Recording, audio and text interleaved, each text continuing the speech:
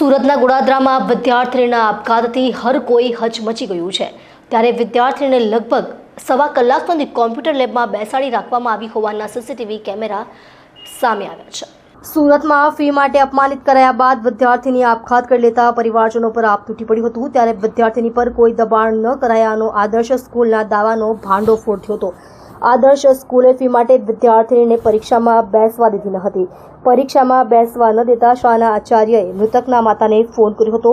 Fee ભરી ન હોવાથી વિદ્યાર્થીને પરીક્ષામાં બેસવા દેવાઈ ન હોવાનું આચાર્યએ માતાને જણાવ્યું હતું। માતાએ આચાર્ય કરેલા ફોનનો ઓડિયો જાહેર કર્યો હતો। ત્યારે શાળા સંચાલકોએ ફી અંગે કોઈ દબાણ ન કરાયાના દાવાની પોલ ખુલી છે। સુરતમાં ધોરણ 8ની વિદ્યાર્થીના આપઘાત મુદ્દે જિલ્લા શિક્ષણ વિભાગે તપાસનો ધમધમાટ શરૂ કર્યો છે। સુરતમાં ધોરણ 8ની વિદ્યાર્થીના આપઘાત મુદ્દે ડીઈઓની સૂચના પછી તપાસ શરૂ કરવામાં આવી છે।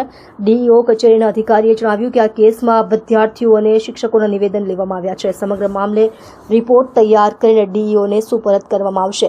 તમામ ટીમે સીસીટીવીની પણ ચકાસણી કરી રહી છે। અહેવાલ સામે આવ્યા પછી કાયદેસરની કાર્યવાહી કરવામાં આવશે। હું નરેન્દ્ર કુમાર વસાવા, શિક્ષણ નિરીક્ષક, જિલ્લા શિક્ષણાધિકારી કચેરી સુરત। સર, શું માહિતી પ્રાપ્ત થઈ હતી અને કઈ રીતની તપાસ ક્યાં કરવામાં આવી છે? આજ રોજ માનનીય જિલ્લા શિક્ષણાધિકારી શ્રીનો સૂચના મળી કે આદર્શ પબ્લિક સ્કૂલમાં એક વિદ્યાર્થીની સુસાઇડની ઘટના બની છે, તો ત્યાં તપાસ કરવા માટે જવાનું છે। એટલે સાહેબશ્રીની સૂચના મુજબ જિલ્લા શિક્ષણાધિકારી કચેરી દ્વારા 4 સભ્યોની ટીમ બનાવવામાં આવી। આ ટીમ શાળામાં આવી શાળાના ટ્રસ્ટી, શિક્ષકો અને વિદ્યાર્થીઓના નિવેદન લીધા। હાલ આ બાબતે તપાસ ચાલુ છે।